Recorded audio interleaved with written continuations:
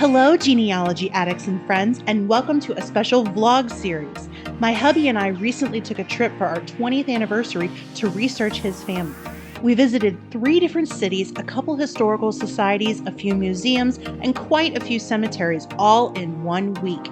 Join us as we dig up new information about some old ancestors, locate some interesting headstones, trace information about a murder, and even meet some long-lost cousins.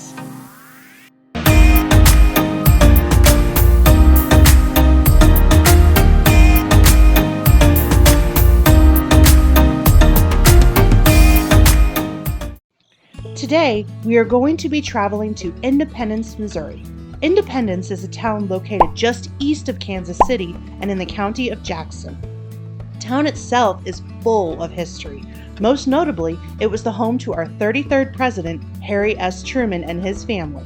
There are many special exhibits you can visit that are dedicated to President Truman, including the actual house where he lived with his family. But the reason we are heading to Independence has to do with the trial of the century in the early 1900s. Dr. Bennett Hyde was accused of murdering 3 of his family members and attempting to murder many more. The murders occurred in Independence, Missouri at the Swope Mansion. And while we're in Independence, we are going to visit that location where the mansion stood and visit the final resting places of the Swopes, along with Dr. Bennett Hyde. Well, let's get going. We're burning daylight. The drive to Independence will only take about 3.5 hours, which gives us plenty of time to make a few stops along the way. Okay, we're all packed and ready to go. And of course, I've got my cemetery bag. To get our day started, we have to stop at our favorite coffee house in Washington, Missouri, called the Washington Coffee Shop. 2 coffees to go, please. Need that caffeine to carry us to our next stop. Our plan was to arrive just in time for lunch in Columbia, Missouri. So, off we go!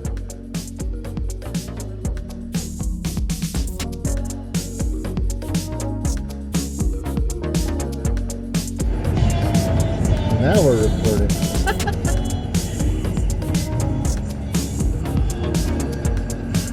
Going on our anniversary. 20 years.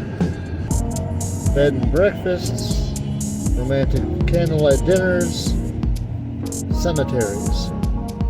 Dead people. As my coworker said, that's the best kind of family to visit. Yes, they can't argue back. No.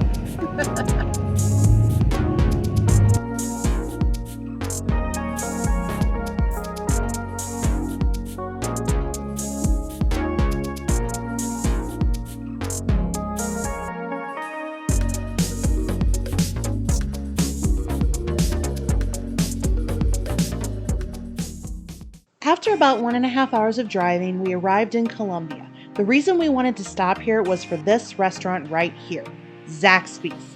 Next to Springfield, Columbia is the nearest city to us that has this restaurant. We used to eat it all the time when we lived in Tennessee. Best way I can describe it is a cross between Chick-fil-A and Raising Cane's, but way better. I recommend the Big Zax Snack. It has 3 chicken strips, crinkle cut fries with seasoning, and buttered Texas toast. Oh, and don't forget the sauce. Are you making a mess? I decided to file off a warning shot.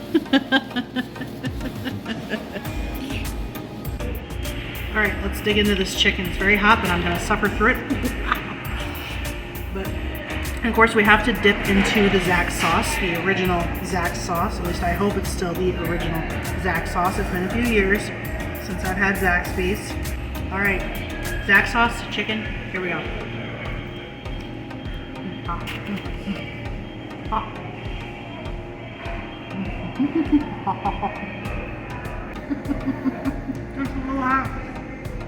Is it hot? A little bit. A little bit. A little bit. A little bit. Delicious. Still really, really good. Oh my gosh, I was so happy everything still tasted the same. Now they have other items like sandwiches, salads, and wings, but I stick with the regular strips every time. But let me tell you, the sauce is the most important item in this whole place. You have to dip everything in this sauce. Now another favorite item that I used to love to get was their fried mushrooms, but sadly they recently took them off the menu and replaced them with fried pickles. Really? Fried pickles? Well, I guess they'll have to do. They got rid of my mushrooms, my fried mushrooms. They discontinued them. I don't know if that's here or if that's all Zaxby's. If it's all Zaxby's, I'm gonna cry. That's so sad because they were so good. But I got fried pickles, and so those are hot too. But we'll give those a try and see how we like them. So here we go. Cheers. Those are good.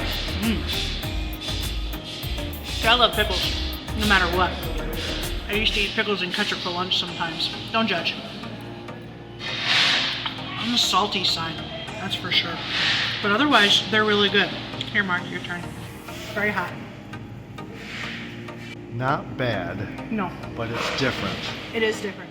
Now, they definitely don't compare with my mushrooms, but I would still get them again.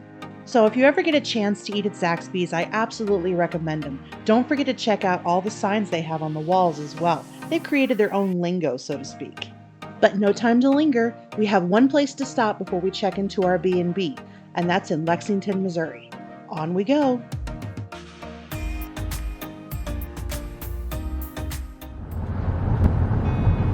So we're about 10 minutes out. Right now we're heading to a cemetery, which I'm not even going to try to pronounce the name of because I have no idea how to. I'll just probably put it up on the screen. And at this cemetery, we're going to be visiting Bennett Clark Hyde. You're probably wondering, who is that? Well, he was the supposed murderer and attempted murderer of some of the Swope family members that is attached to Mark's family. So we're going to go stop by his grave since it's a connection to the family because he was the family doctor and he was also the nephew of a family member. So yeah, this ought to be interesting. So yeah, we're about 5 miles out.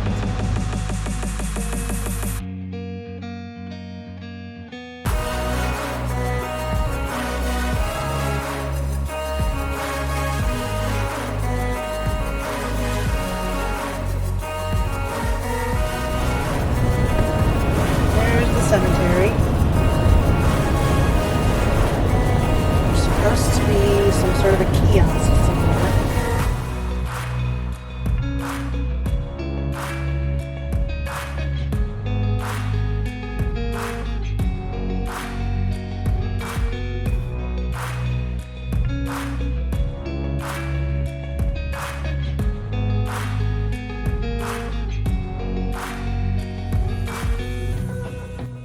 Now, I didn't know exactly where Bennett Clark Hyde was buried, so I visited the kiosk at the south entrance, which told me the exact location where he is buried. Now, not every cemetery has something like this, so it's best to call the cemetery office before you visit. Well, let's go find his grave.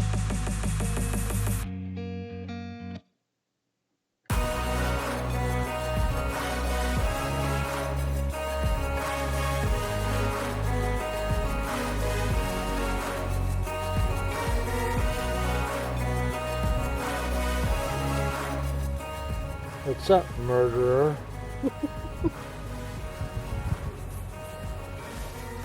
So this is Dr. Bennett Clark Hyde, accused murderer and attempted murderer of the Swope family.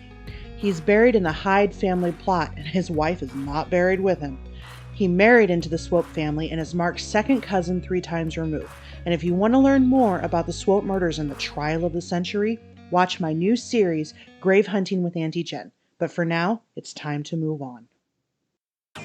It was finally time to head to the town of Independence, Missouri. We were only about 45 minutes away, so we just took our time and enjoyed the scenery. What's that? Looks like a drive-thru. It looks like an old drive-thru. It is an old drive-thru. It is? Sign over there. Oh my gosh, look at that!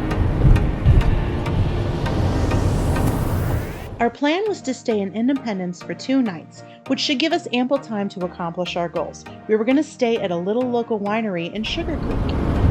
Sugar Creek! Instead of staying in hotels for this trip, we decided to stay at some local Airbnbs as a special treat for our anniversary. The first B&B we stayed at was at Mallinson Vineyard, which is located at the exact place of the former Gilpin town. Now, I'm not a wine drinker, but the area was quiet, secluded, and romantic. Perfect for celebrating our 20th anniversary. The house we stayed in was known as the Norton house, and it was literally right next door to the winery. If you want to learn more about the winery, click the link in the description and also check out my full review video as well. Once we got unpacked and rested for a bit, it was time to head into downtown Independence for dinner. We chose a local restaurant in the square called the Courthouse Exchange.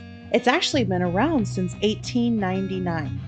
Now, there are reports of this building being haunted, but we never felt anything or experienced anything while eating there. The main dining area is actually located downstairs below street level. The type of food they serve is just like southern home-cooked meals, like country fried steak and breaded pork loin and fried mushrooms. So good. It was nice to just sit and enjoy some quiet time with each other. After dinner, we took a walk around the square to look at the different businesses and sites that they had. We found out that the Jackson County Historical Society is located in the old courthouse. Score! And we got to see a beautiful statue of President Harry S. Truman, which, I'm not gonna lie, from the side, looked like he was gonna fall.